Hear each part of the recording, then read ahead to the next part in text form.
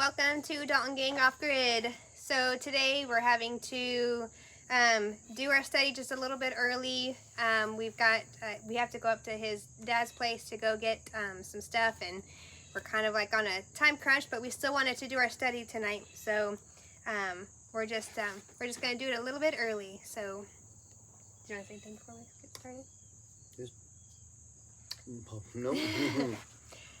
So actually the other day I was just praying about some things, and I don't know if anybody else does this or if I'm just like the only crazy one, but sometimes I'll be praying and I'll ask God to just, if there is a verse that somebody needs to just give me a verse, and just out of nowhere.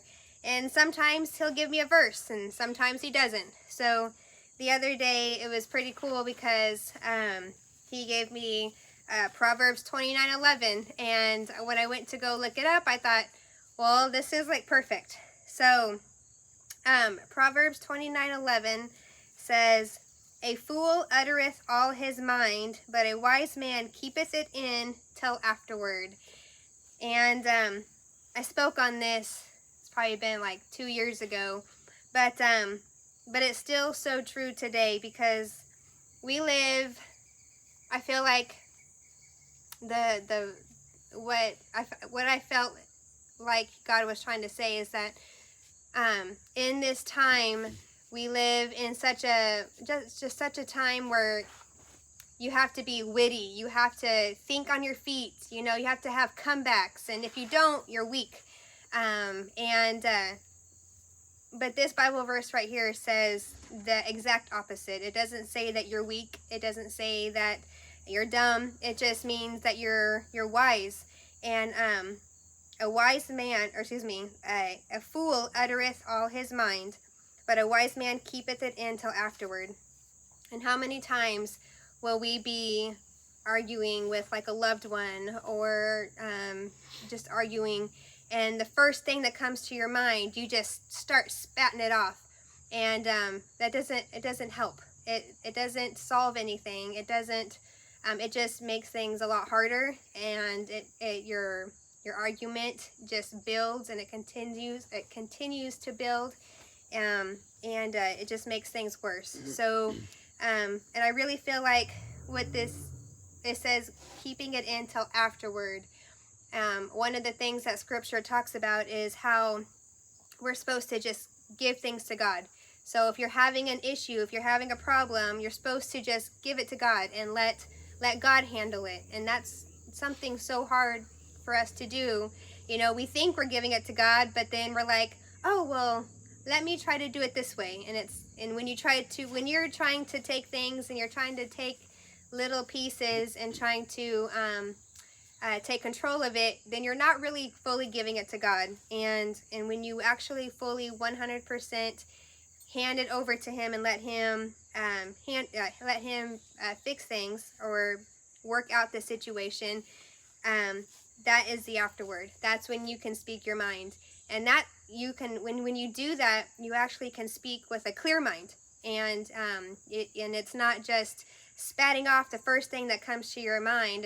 It's not just running your mouth, pretty much, because after God has worked things through, you will have had time to fully think and see the whole situation, and you will realize that what you wanted to spat off actually wasn't, either correct, or it would have just made things worse. So don't be a fool, and pray about things before you speak. And I know it's hard, very, very hard, but just because you are not witty and come up with all the comebacks right away does not mean you're weak. That just means, according to Scripture, that you are a wise man. So That's very true. We need to watch what we say, because we can speak and be foolish about what we say. I was thinking about it on the lines of nowadays, and what you see in a lot of we've been to churches, and a lot of people have said, oh, God's got this certain thing just for you, And sometimes we need to shut our mouths and wait until afterwards. And but we've seen that a lot, and it hurts that person's relationship with God moving on if they don't see anything happen either. Because God sometimes has to take a person through a hard time before He can show you, open up a door to something else that is wonderful. But you hear this, I don't know, these false accusations all the time in a lot of churches nowadays on God's got this great blessing He's going to just flow out on you, and which sounds wonderful, and it is. But Exciting. then, yeah, but if I tell you that, if I said, oh, God's got this awesome blessing for you right now, and He might have a blessing for you, you know, you might know He's got a blessing for him sometime, but when is this blessing going to happen?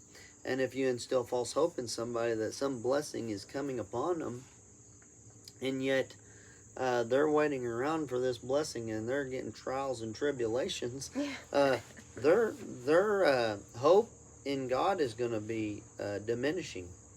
So we really do. A foolish man, what did it say?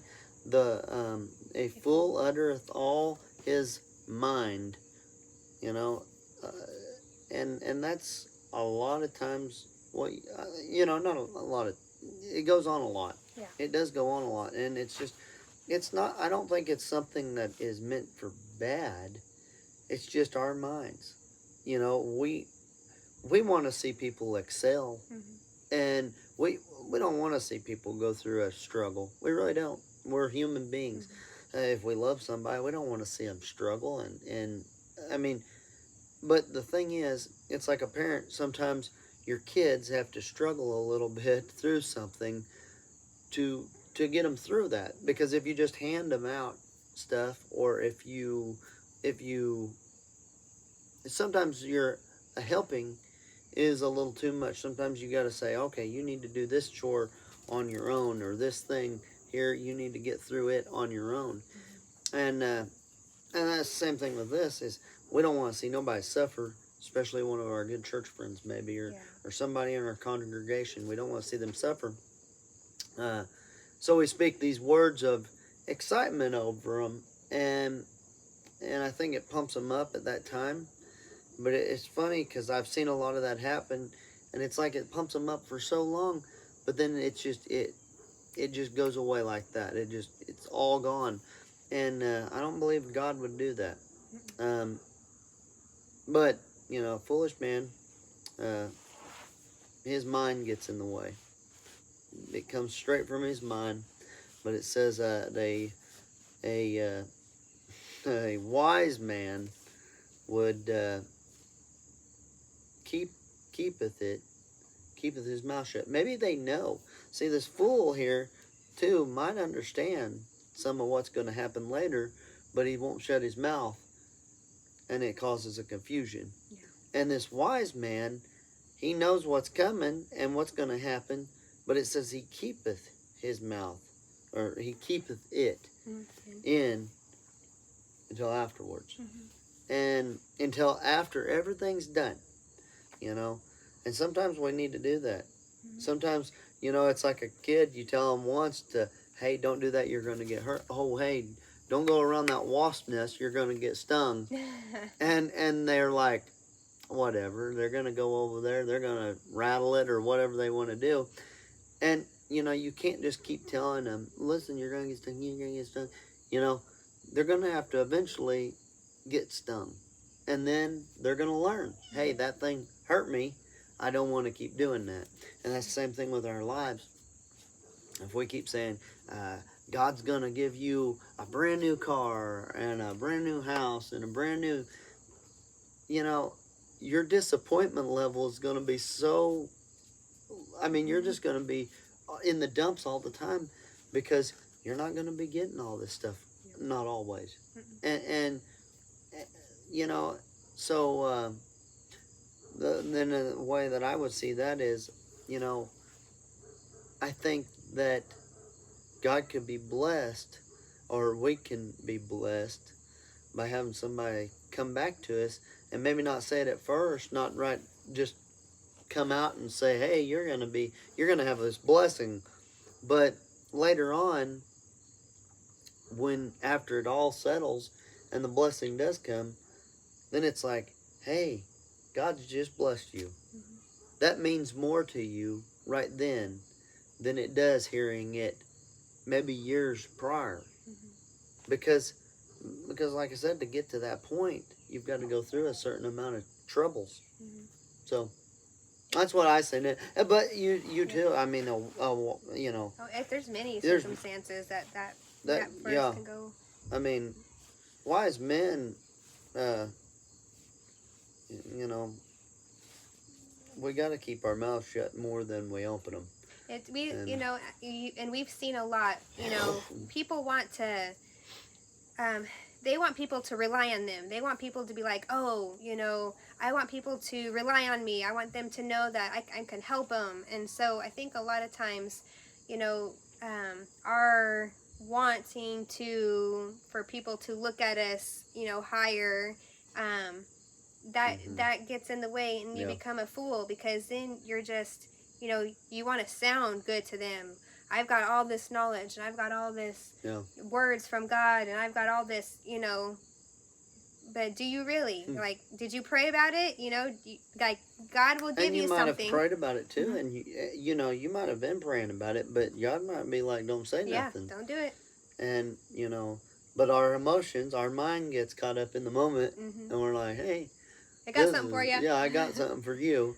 And, you know, so we need to really know when God's got something for a specific person, because you hear that a lot in church. Oh, God's got something for you.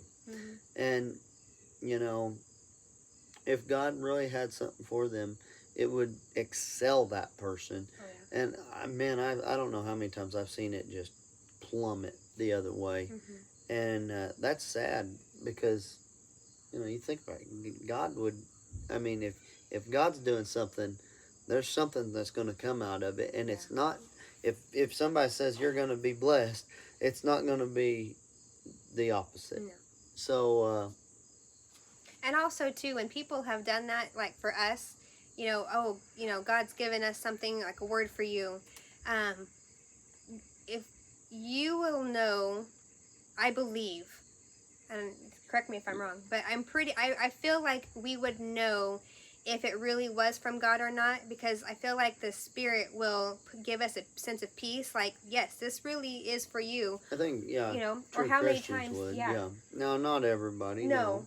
But, like, how many times has someone said something and they're like, well, what do you think? And you're like, I'm kind of confused right now, you know? If that's how you feel after someone just came up to you and said, you know, God's going to do this for you, and if you have a sense of confusion and you don't really understand, I mean, pray about it. Really pray about it. But if you don't have, I mean, God's going to give you a sense of peace as to whether it really is from Him, or if it's just coming from that person's, you know, excitement, and from, you know, whatever it is that, you know, and it may be coming from their heart, you know, but it's coming from their heart, not from God. And so, but God's going to give you a sense of peace as, like, yes, this is a word for you. Even if it's like God's like spanking you on the hand, like He's like giving through somebody else is going to give you a message, and it's a message of like, I need to straighten up. You're going to have that sense of peace of like, oh, that is from God, and I need to listen. And you're not gonna have that like, yeah, where did this come from? So, but that's where discernment comes in too. Yeah, it is, because, you know, God can give other people things for you that can help you out, but you've really got to know and listen, because, yeah, like Angie said, we've had people say stuff to us, and we're like, that, I don't know. I mean, you know, and we will pray, like days, and we'll be like, God, please, like. And it just I don't know. It kind of, the other way, it just kind of gets you down too, because then you're like, man, I don't understand. Yeah. So, What am I doing wrong? Yeah, you know, don't cause confusion. Yeah. You know, wait. Sometimes waiting is better. Don't be a fool. You got to think about all the prophets and how long they had to wait on God to have it for just the right timing. Mm-hmm. Each one of them waited a certain time. Long time. And it usually wasn't 20 minutes. No. No. Yeah, it's crazy. And you think, I mean, there's still prophecies in the Bible today that are still being waited on to be fulfilled.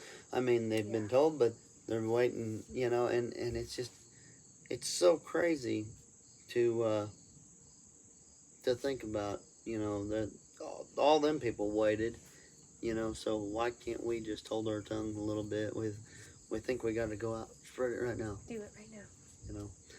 I've always been more of the patient kind in that kind of aspect.